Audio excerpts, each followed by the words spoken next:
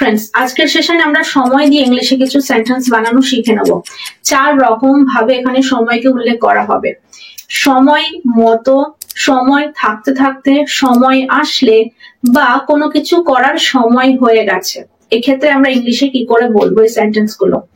এর সাথে বলে রাখতে চাই যে সময়ের বিভিন্ন ভাগে, বা যদি বলি যে কটা বাজে, কখন কটা বাজে, এগুলোকে ইংলিশে আমরা কি করে বলবো, যেমন 6:15, 9:45, 10:30, এগুলোকে ইংলিশে কি করে বলতে হয় সেটা নিয়ে অলরেডি সেশনটা আলোচনা করা হয়েছে, ডেসক্রিপশনে লিখতেও আছে, অবশ্যই দেখে নেবেন যারা ইংলিশে কি করে বলতে হয় সময়কে জানেন না বলতে।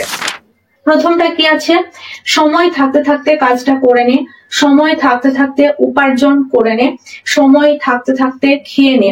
অর্থাৎ সময় থাকতে থাকতে, এখানে দেখুন এই ধরনের সেন্টেন্স যখন আমরা করব তখন যে ভার্বটা আসবে সেটা আমাদের আগে লিখতে হবে, এবং অবশ্যই সেটা ফার্স্ট ফর্ম হবে ভার্বের। কাজটা করে নে, তাহলে কাজ করা, করা কি ডু, ডু কাজটা করে নে, do the work, do the work হলো এটা। তারপর সময় থাকতে থাকতে, এটা আমাদের লিখতে হবে। পরেটা সময় থাকতে থাকতে উপার্জন করে নে, উপার্জন করা কি আর্ন, আর্ন, আর্ন লিখলাম ভার্বের ফার্স্ট ফর্ম। সময় থাকতে থাকতে খেয়ে নে, খেয়ে নে কি খাওয়া, ইংরেজি কি ইট, ভার্বের ফার্স্ট ফর্ম ইট। তাহলে এই ওয়ার্ড সময় থাকতে থাকতে এই ফ্রেজটা আমরা লিখি, do the work while there is still time, do the work while there is still time, এই ফ্রেজটা আমাদের লিখতে হবে, while there is still time। বাকিগুলো লিখে নি, earn still time, সময় থাকতে থাকতে খেয়ে নে, ইট দিয়ে আগে লিখেছি ইট, eat while time, still time, সময় থাকতে থাকতে খেয়ে নে, eat while there is still time। চলুন আরো কিছু সেন্টেন্স আমরা সময় দিয়ে শিখে নিই। পরে কি আছে, সময় মতো, যেমন সময় মতো আসিস, সময় মতো আসিস, আসিস ইংরেজি কাম, এখানে ভার্বের ফার্স্ট ফর্ম লিখতে হবে, সময় মতো লিখতে হবে। তারপর পরে বলছি সময় মতো আমাকে জানাস, আমাকে জানানো কি late me no, late me no. তারপর সময় মতো লিখতে হবে, সময় মতো পৌঁছানো যাবে না, it will not be possible,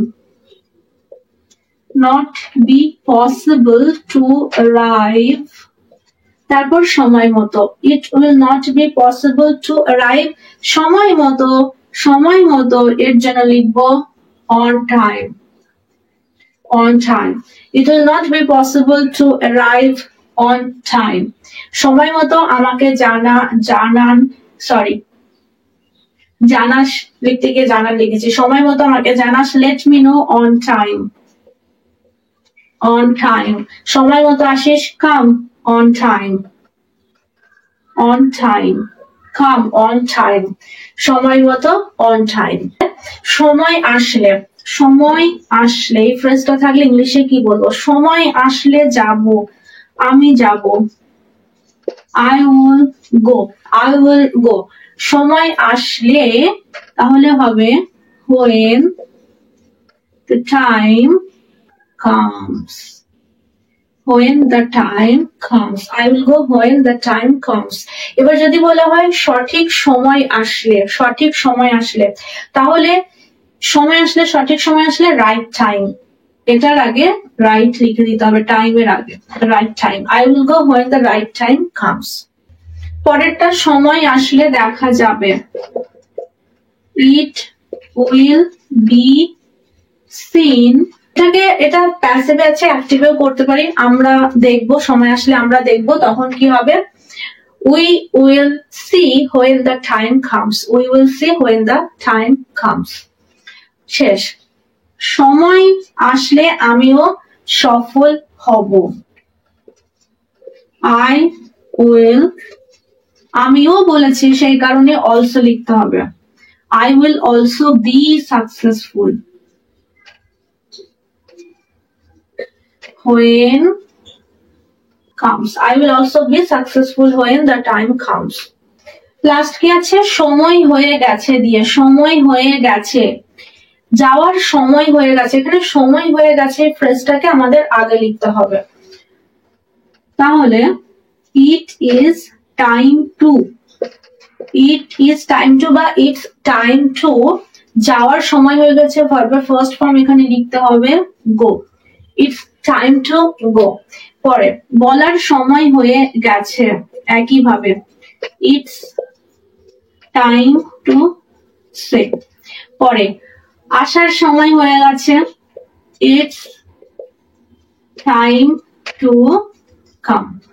ব্যাস, তাহলে আজকের সেশনে আমরা 4 রকম ভাবে সময়কে কি করে ইংলিশ সেন্টেন্সে ব্যবহার করব সেটা শিখে নিলাম। কোনো কিছু করার সময় হয়ে গেছে, বা সঠিক সময় আসলে, বা সময় মতো, বা সময় থাকতে থাকতে। সো ফ্রেন্ডস, দেখা হচ্ছে পরের সেশনে এরকম আরো নতুন নতুন টপিক নিয়ে। ততক্ষণ সবাই ভালো থাকবেন, সুস্থ থাকবেন। Thank you.